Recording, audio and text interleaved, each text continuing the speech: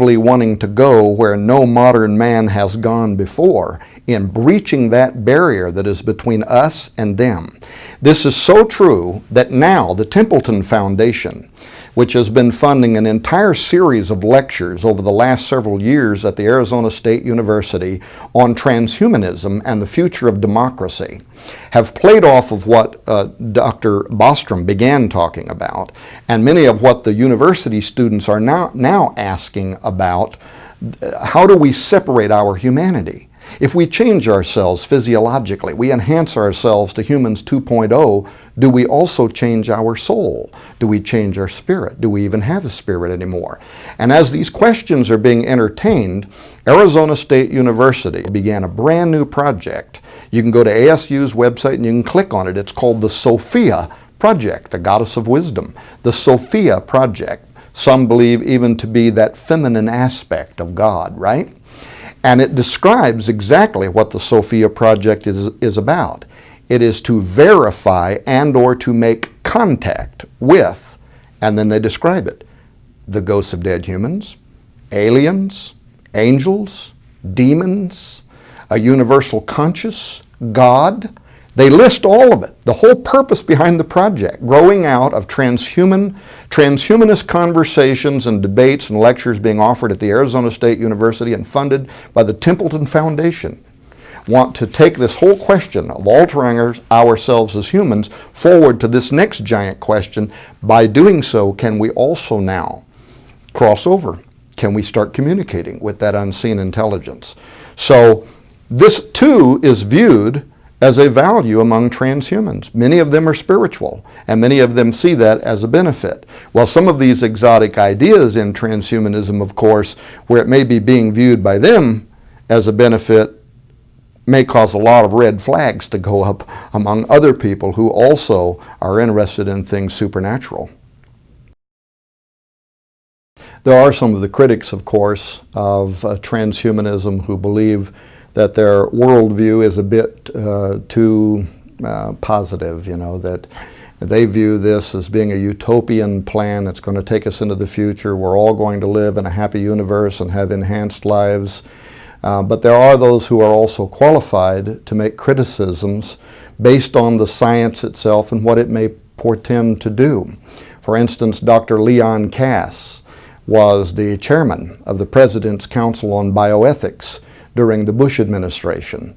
And here's a man who had the full review of the science, the best reports on the science, testimony from experts who were working in these fields of science and what they believed could actually develop out of transforming mankind. And after Dr. Kass had served on that seat with the government, he resigned, he wrote a book, and in the introduction to his book, Life, Liberty, and the Defense of Dignity, he wrote how that in laboratories around the world, scientists are now honing their skills, polishing their skills, looking forward to a post-human future, and that humanity is on the operating table, literally, scheduled for wholesale psychic and physiological redesign, while on the streets, the evangelists, he refers to them as, not transhumans, the evangelists are quietly selling their message, and that we are in a war for the mind of a generation.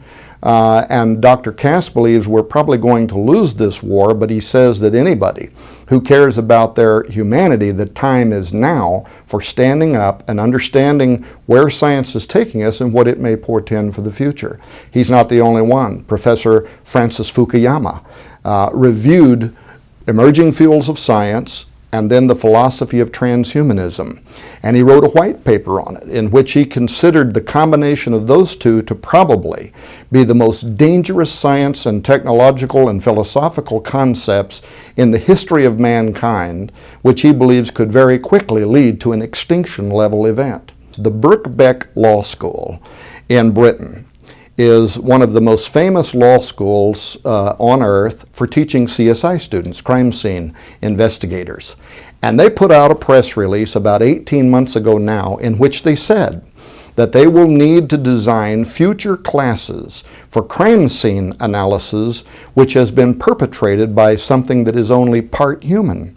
The whole point was that everything we know about forensics, about profiling, might not apply if we're trying to track down a serial rapist who is part wolf, because he may have a bloodlust, he may have a difference, his mindset, his instincts, everything about him may not fit anything that we understand. And this is considered to be such a real possibility, by the way. It isn't just the Birkbeck Law School. This last year in California, a House Foreign Affairs Committee hearing in the state of California that was chaired by Democrat Brad Sherman, who's actually best known for his expertise in the spread of nuclear arms among terrorists, chaired this meeting. A writer for Congressional Quarterly, Mark Stenzel, attended the meeting and came out of it flabbergasted, because what the meeting was all about is future terrorism conducted by transhumans. And he said that the entire hearing, a congressional hearing, he said sounded more like a pitch for a sci-fi movie than it did a sober discussion of scientific reality, because he said they were talking about superhumans, super intelligence, artificial intelligence, and super animals that could soon be on the battlefield or even in our neighborhoods for domestic reasons, a lethal force for which we are not prepared. The government is so concerned about where transhumanism may take us in this regard that they consider this now to be the fledgling start of a new arms race.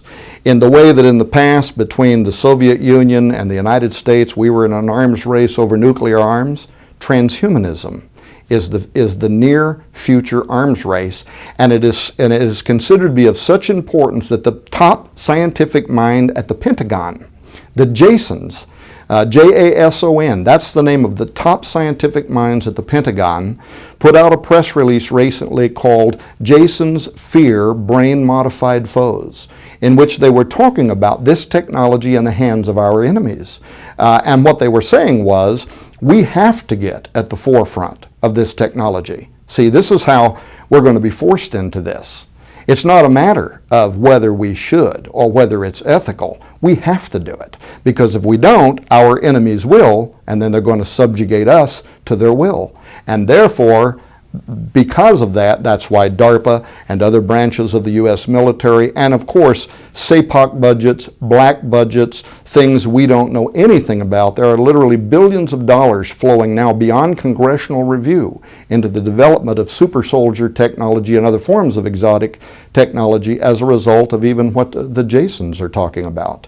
So there is this other side of this transhuman utopianism that is very concerning to a lot of great minds. And I can tell you that even on the ground now, already, the parts that are already being played out are raising alarm bells. For instance, the related science of genetically modified foods. We are already finding out that by unnaturally crossing over species barriers and creating potatoes that have moth genes in them and other variations of foods, that these foods do things. They have unintended consequences. Tests that are being done now in Britain where they're raising fields of genetically modified crops, and downwind the populations are developing respiratory diseases that are unusual, that are starting to skyrocket. There have been suppressed scientific studies. Arpad Pusztai is one famous case. His studies were supported by another independent scientist by the name of Irina Ermakova, who was able to repeat what he did. What did he find? He took rats and he forced these rats to eat genetically modified foods.